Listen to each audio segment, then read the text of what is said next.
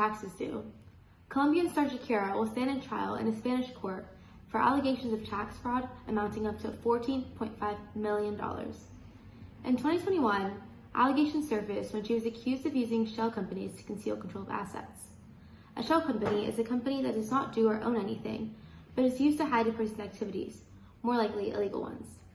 They are mostly used to circulate or launder money, as Shakira allegedly has done. Under Spanish law, people who reside in Spain for more than 6 months are considered residents for tax purposes.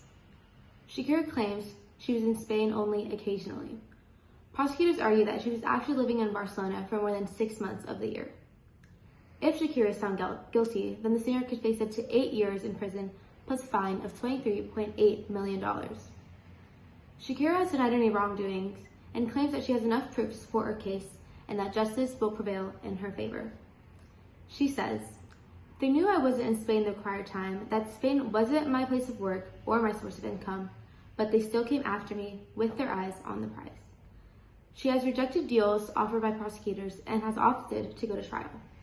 However, in July, prosecutors issued a document showing proof that she bought a house in Barcelona in 2012, in which she resided in with football player Gerard Piqué. In denial of these claims, Shakira states, "The Spanish tax authorities saw that I was dating a Spanish citizen and started to salivate. It's clear they wanted to go after that money no matter what," she told Elle magazine. So, the question is Shakira innocent as she claims to be, or will she be found guilty? Here we have Louise explaining her tax evasion method and diving into how she got herself into this situation in the first place. Thank you, Melissa. And before we talk about what she did to successfully, tax evade a country or a government, let's remember who she was in 2008. She was named the highest earning woman out of the whole music industry by the Forbes magazine. So obviously she was in, the peak of her career. She was earning so much money. She had so many eyes on her, and she had to think of ways to protect her money. So, for example, a sole proprietor in the United States is subjected to a marginal tax rate of 50%. So meaning that if every $100 that you earn, the government's going to take half of that. For this reason, high-earning individuals create shell companies in offshore islands and offshore banks or in tax haven countries to save money and to pay the least taxes that they can.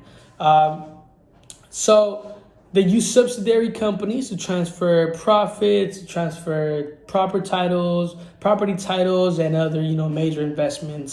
So what strategy did Shakira utilize to legally tax evade a whole country? So Shakira did something that has been done for a very long time by many other artists, by politicians, by bankers, by other institutions, right? So it's nothing out of this world. But she did commit one mistake, what we'll talk about later.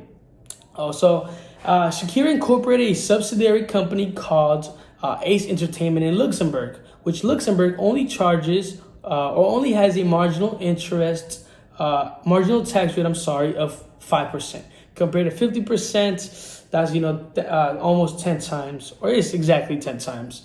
So she did this, which she used this company to legally transfer her image rights, her music rights, and other property from another subsidiary company that she had back in Italy. Right after she did this, she signed a 10-year contract with Live Nation for $300 million.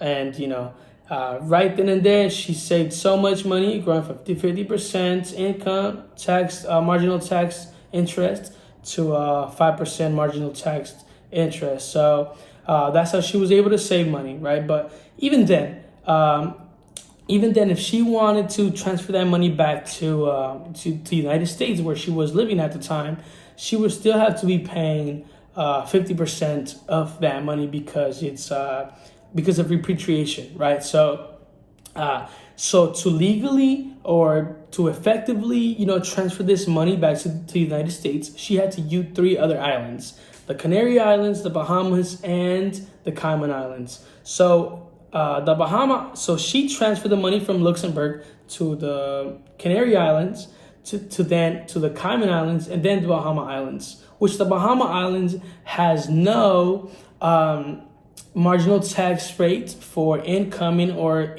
outgoing income, right? So If she was to send money from Luxembourg to the Bahamas, then they wouldn't charge her any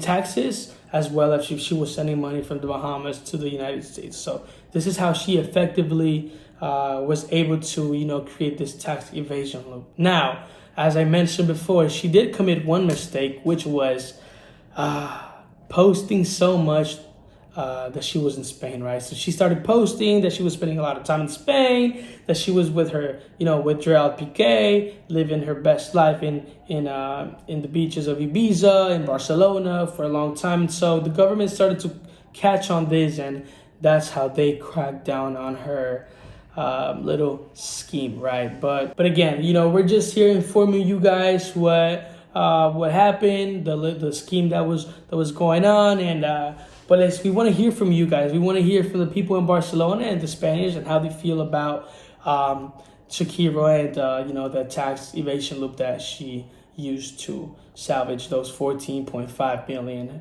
euros. Back to you, Melissa. And now we hear from local Barcelona resident Julia Serreta on the matter. What do you think about Shakira's tax fraud scandal? I would say I don't know a lot of facts of the situation, but I know that she wants to go to trial. So I think that means she's got something to support her side, and we should hear her out. Thank you for your input. Thank you.